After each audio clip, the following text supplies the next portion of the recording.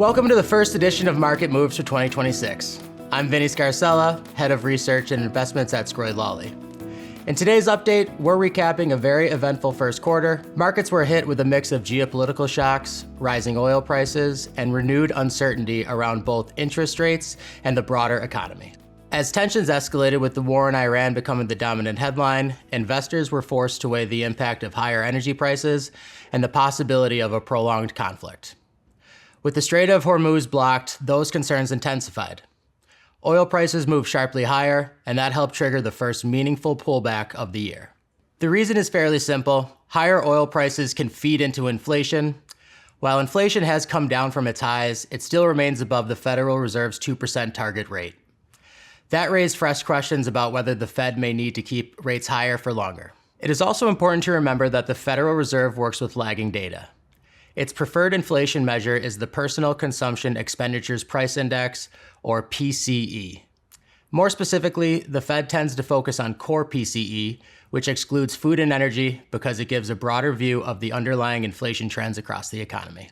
The S&P 500 started the year on a relatively solid footing and was up about 0.70% as of February 27th, just one day before the war in Iran was formally announced. As March unfolded, the S&P fell roughly 5%, leaving the index down 4.3% for the quarter, its worst quarterly performance since 2022.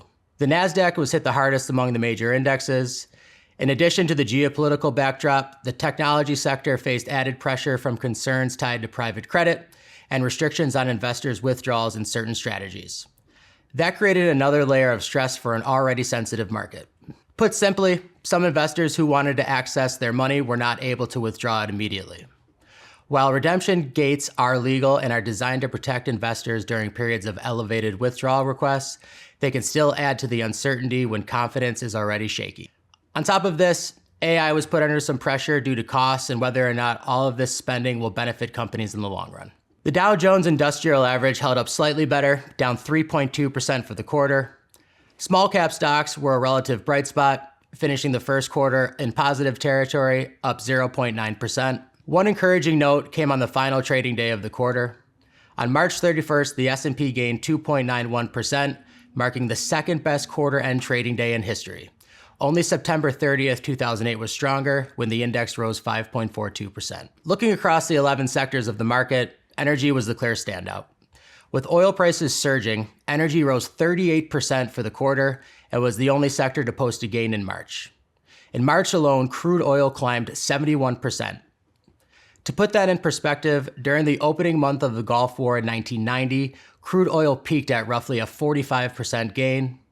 So the move we saw this quarter was significant by historical standards. At the same time, 5 sectors finished lower for the quarter, including financials, consumer discretionary, and information technology, each down more than 9%. There was also a sharp divide between growth and value. Growth stocks fell 9.8% in the first quarter, while value stocks gained 2.1%, a gap of nearly 12%. That shift reflects a broader rotation taking place beneath the surface of the market. Investors moved away from some of the higher multiple technology names and toward more defensive sectors, including consumer staples and utilities, which were up 6.1% and 8.2% respectively for the first quarter. That difference in sector exposure matters. Growth index have very little exposure to energy and limited exposure to consumer staples, while nearly half of their assets remain tied to technology. Value indexes, by contrast, carry higher weights in both consumer staples, energy, and utilities, and with much less exposure to tech. In a quarter like this, that made a real difference. Turning to the international markets, after outperforming the US in 2025 with a return of 32.6%, international markets carried some of that momentum into the start of 2026. However, they ended the quarter on a weaker note, due largely to a sharp sell-off in March. For the month, the international index fell 10.7%, more than double the decline seen in the US. A big driver of international performance over the last year has been currency.